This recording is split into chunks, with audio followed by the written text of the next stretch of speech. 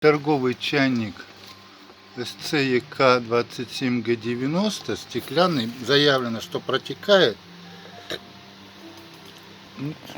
Видно протекание чайника. Это впервые у нас получилось, что конкретно бежит.